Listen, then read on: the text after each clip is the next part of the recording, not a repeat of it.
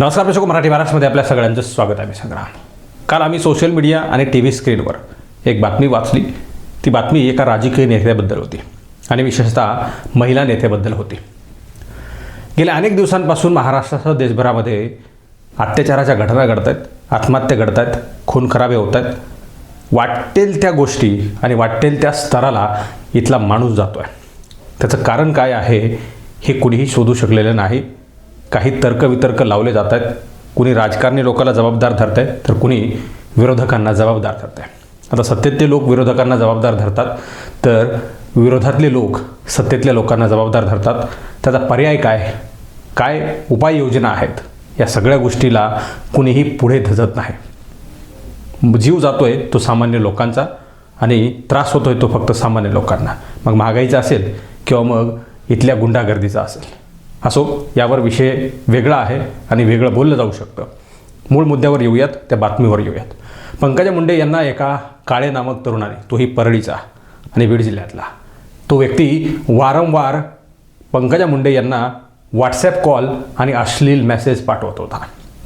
अखेर पंकजा मुंडे यांच्या कार्यकर्त्यांनी त्याच्या विरोधामध्ये पोलिसांमध्ये तक्रार दाखल केली आणि सायबर पोलिसांनी काल त्याला अटक देखील केली. विशेष म्हणजे इथं थोडंसं अधोरेखित आणि हायलाईट करून सांगायचं आहे की तो बीडचा आहे आणि बीडपेक्षा तो परळीचा आहे. एका महिला नेत्याला आणि एका मंत्री असलेल्या महिलेला वारंवार रात्री अपरात्री आणि कितीही समज दिल्या तरी न ऐकता बिनधास्तपणे, निर्भीडपणे एखादा व्यक्ती सोशल मीडियावर, व्हॉट्सॲप असेल किंवा मग इतर कुठली व्यवस्था असेल तिथे ट्रोल करत असेल, अश्लील शब्द वापरत असेल तर ती हद्दपार नाही तर तो उच्चांक म्हणावा लागेल. आम्ही सामान्य महिलांना छेडछाड, मारहाण या घटना आता फार लोकांना सूक्ष्म छोट्या वाटायला लागलेल्या आहेत. कालचंच आम्ही प्रकरण जर पाहिलं तर एका कोरडे नामक महिलेला तिथं खेडकर नावाच्या एका माझ्या सैनिकानं अत्यंत गंभीररित्या मारहाण केली. क्षुल्लक कारण होतं, लेकरांना खेळायला का सोडतात किंवा मग जा विचारला म्हणून ही मारहाण होते. छेडणं, महिलांची विनयभंग, महिलांवर अत्याचार, बलात्कार या सगळ्या गोष्टी छोट्या राहिलेल्या आहेत. सामान्य लोकांना तर विचारायला नको, कुणी तर इज्जतीच्या भीतीपोटी पुढे सुद्धा येत नाही. मग तो बलात्कार असेल किंवा मग छेडछाड असेल. कोणाला आत्महत्या करावी लागतील. कालचीच पोरगी जर आम्ही पाहिली बीडची तर तिनं आत्महत्या केल्याचं आम्हाला पाहायला मिळालं आहे. इथल्या सामान्य महिला अजिबात सुरक्षित नाहीत. महिला नाहीत, शेतकरी नाहीत आणि सामान्य लोक, विद्यार्थीसुद्धा सुरक्षित नाहीत. त्यांना एखाद्या मोठ्या धनदांडग्या माणसाच्या जर नादाला लागायचं किंवा मग त्याला जाब विचारायचं म्हणलं तर आयुष्य संपवावं लागतं किंवा मग आयुष्यावर पाणी सोडावं लागतं. अशा सगळ्या गोष्टी आहेत. हा उच्चांक गाठला आहे याचंच हे कारण आहे. मी म्हणतो की सामान्य लोकांना कुणी इथं जुमानत नाही आणि सामान्य लोकांना न्याय देण्यासाठी पोलीस पुढे येत नाहीत, सत्ताधारी पुढे येत नाहीत, नेते पुढे येत नाहीत, पुढारी पुढे येत नाहीत.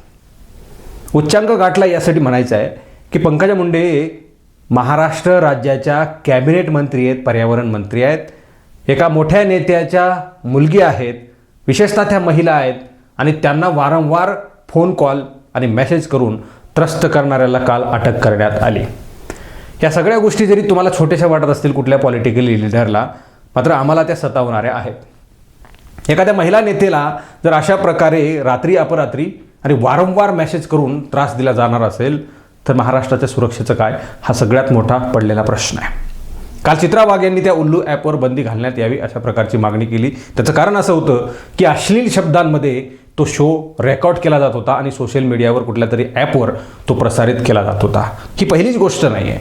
उल्लूसारखे ॲप्लिकेशन पहिलेच नाही आहेत. आमच्या गुगलचे एका क्लिकवर आम्हाला पॉर्न साईट खटाखट उघडतात आणि कुठल्याही प्रकारचं ब्रेक, कुठल्याही प्रकारचं त्याला बंधन नसताना त्या क्लिक होतात आणि उघडतात सुद्धा.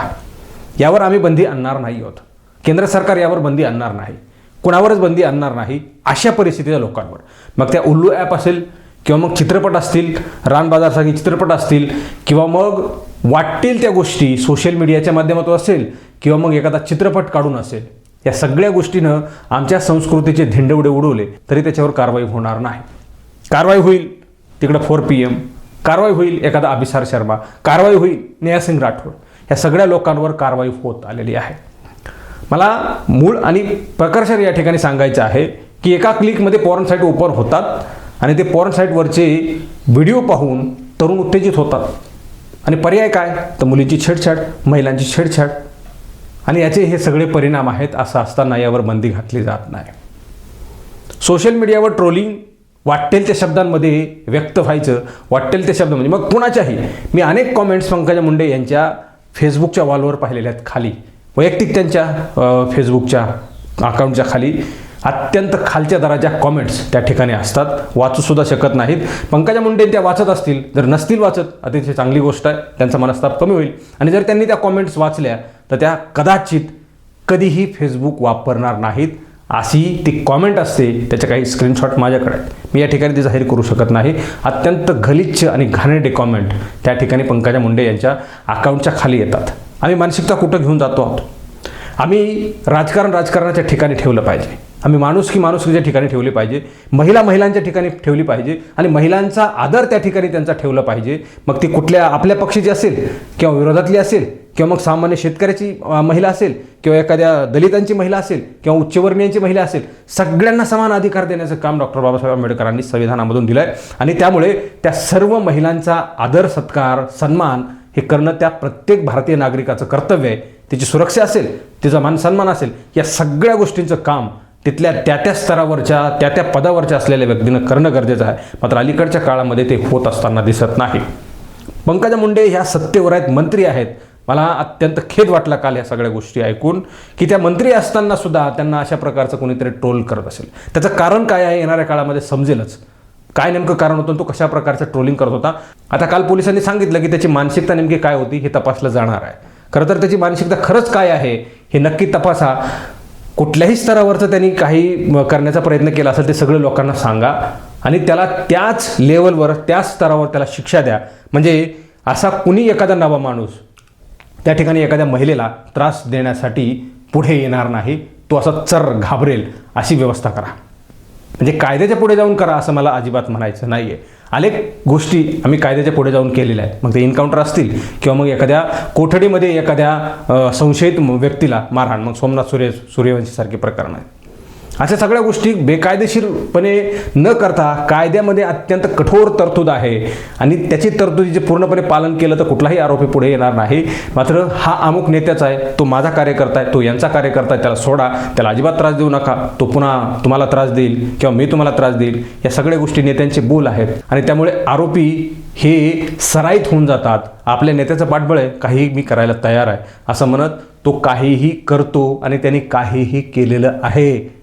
हेच ते जिवंत उदाहरण आहे. त्यांनी पंकजा मुंडे यांना मेसेज देऊन, फोन कॉल्स करून त्रास दिलेला आहे. अखेर त्याला अटक करावं लागलं, ही फार मोठी गोष्ट आहे. एखाद्या महिला मंत्र्याला अशा प्रकारे फोन कॉल्स करून त्रास दिला जाणार असेल, त्याचं धाडस बघा, आणि त्या धाडसामागचं नेमकं कारण काय आहे हे शोधून त्यांनी बाहेर आणावं पोलिसांनी, आणि मग नंतर महाराष्ट्र त्यांचं पाठ थापटेल.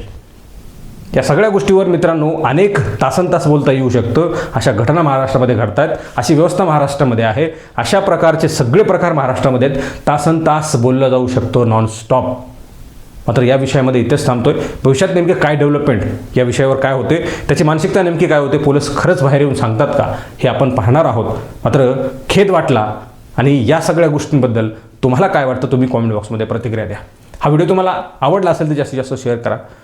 चॅनलवर तुम्ही नवीन असाल मराठी महाराष्ट्र तर चॅनल नक्की सबस्क्राईब करा. बेल आयकॉन प्रेस करा. हा व्हिडिओ तुम्ही फेसबुकच्या प्लॅटफॉर्मवर पाहत असाल तर तिथंसुद्धा फेसबुकच्या पेजला लाईक करा, फॉलो करा, शेअर करा. खूप खूप धन्यवाद.